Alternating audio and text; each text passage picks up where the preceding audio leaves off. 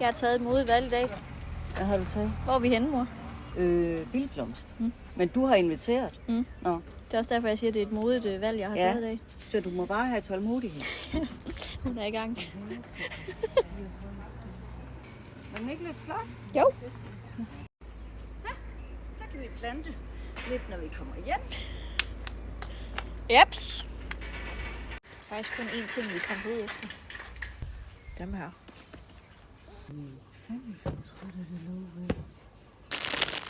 Skal du have sådan en her, mor? Skal du have sådan en her? Nej. Du kan også få en stor en. Nej? Nå. Hvorfor skal du have sådan en mormormot her? Fordi jeg skal have noget foran døren til terrasserne. Fordi når folk kommer ind med våde Så tæer. kunne du ikke købe en anden en end sådan en mormor en her? Jamen, hvad skal jeg så købe? Sådan en rigtig måtte. Så køb den til mig. Okay.